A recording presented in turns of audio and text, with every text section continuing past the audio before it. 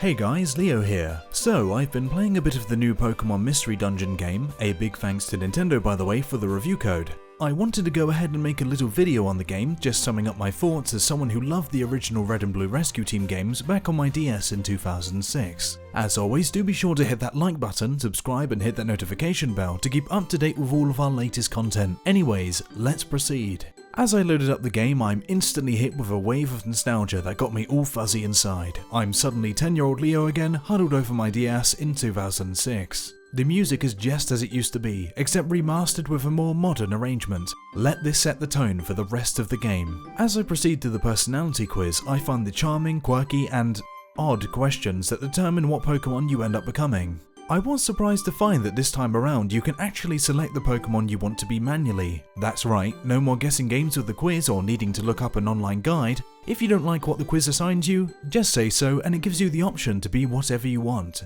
That is a very nice touch. As much as I love seeing the game remade, I also love that they've made some subtle improvements and quality of life features here too. I must confess that I'm a little disappointed that there are still some Pokemon that are gender locked. I would understand why a 100% male or female Pokemon species would be locked, but as it stands, here are the restrictions. Males can't be Skitty, Chikorita or Torchic, and females can't be Psyduck, Machop or Cyndaquil. Now, don't get me wrong, Machop is a pretty masculine looking Pokemon. Even so, it has a 25% chance of being female, just as Skitty has a 25% chance of being male. Yeah, the odds are against you, but hey, it would have been nice to remove some of those silly restrictions. Actually, as it so happens, they did remove a lot of them. In the original game, you couldn't be Eevee if you were male. Yeah, that was a bad decision. However, Eevee has definitely changed in status since 2006, now being considered a mascot Pokemon of the series, much like Pikachu. It's a fan favourite, has plenty of awesome evolutions, etc. In comparison to the original roster of selectable Pokemon, you'll find that the restrictions are minimal and have definitely improved upon the past iteration. Something I should have probably mentioned by now is the graphical style they've gone for here. I really like it. It's really unique, something I've not seen similarly in other games for quite some time. I think the closest game to it would be, Borderlands? I'm sure you can see what I mean. Objects in the world seem to pop out at you, looking hand-drawn but also not hand-drawn. It's hard to explain really, and I must say that at times it can all be a bit bright, sometimes having too much going on visually. Even so, I'm sure the vast majority of players, myself included, will get used to it as we play. I must say however that the graphics really do shine when you compare them to the sprite-based originals. Boss fights such as Articuno look exactly as they should in the modern era, yet somehow still don't lose an ounce of charm that they had in the past. Earlier in the video I mentioned those updates and quality of life improvements, and I must say they've done particularly well with the adapted controls here. The original game was designed to work on a dual screen system, the DS. Although to be honest, the DS didn't make much use of the top screen. It was either a map or just the status of your party. What has happened here though is the perfect natural adaptation to single screen. All the information you need is there on display, your finer details can often be found at the single click of a button too. As another improvement I found particularly of note, you can now change the names of you, your partner, and your rescue team all by going to the main menu. This is something quite small nowadays, but so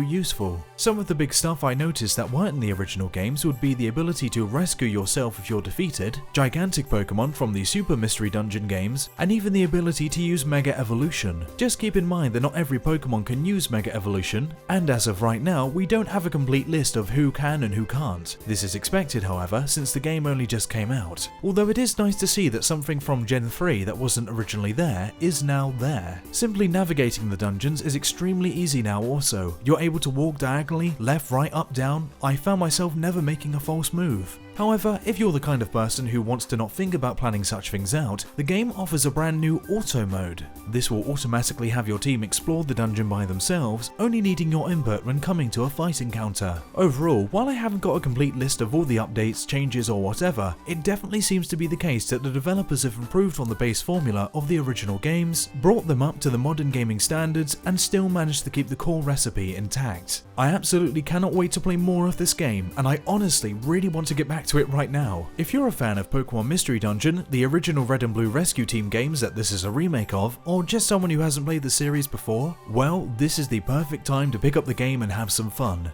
I'll just leave it at that. Anyways, thank you so much for watching. If you enjoyed this video, be sure to leave us a like, and also don't forget about that subscribe button and notification bell to not miss out on any of our upcoming content. Additionally, if you want to help the channel that little bit extra, why not check out our Patreon at patreon.com/commonrealm and join the many others who make our content possible. As always, a big shout out to our raw producers Kenyatta Ali and Bradley Carriage. This has been Leo with Commonwealth Realm, and thank you so much for watching.